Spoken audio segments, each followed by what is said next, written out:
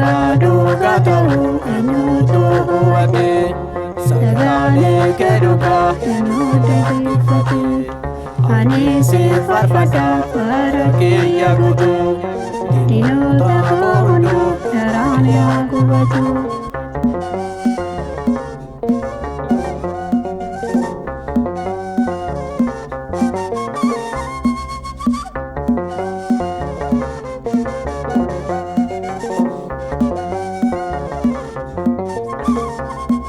Laki malu di situ kundu batini, wae sanu bane kalungu batini.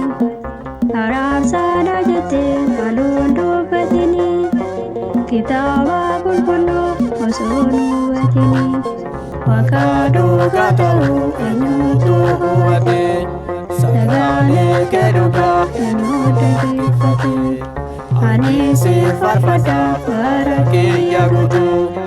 Diinota koo hunduu daraan yaa gubatu.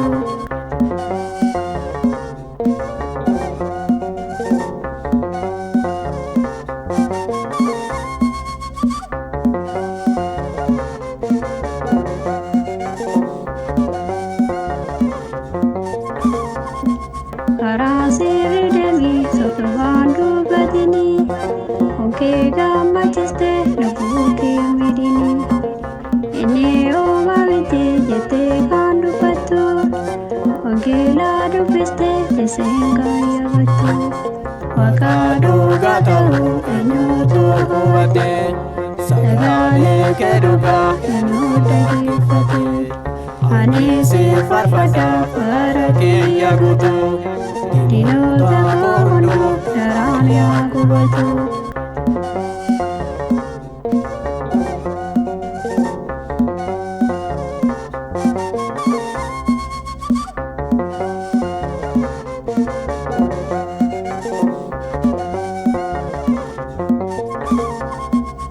Alundu batina wae gooftaa koti ayyeesaan addunyaa anaaf bubbukoti gooftaa kaaraaniyoo lubbuu keenyaaf jedhe fannoorraa tolba'e jireenya nuuf ta'e.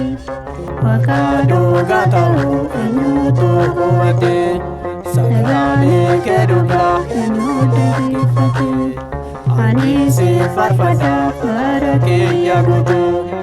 Diinota koo hunduu daraan yaa gubatu.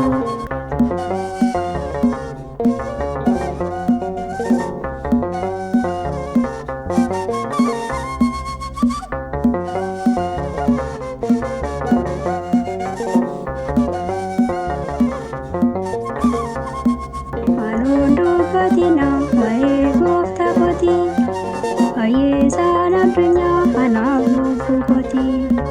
Gooftaa kaaraaniyoo lubbuu keenyaaf jedhe fannoorraa tolba'e jireenya nuuf ta'e. Wakaduga ta'u eenyutu hubate sagalee keeduga eenyutu dhiifate ani si faarfadha bara kiyya guutuu diinota koo hunduu daraan yaa gubatu.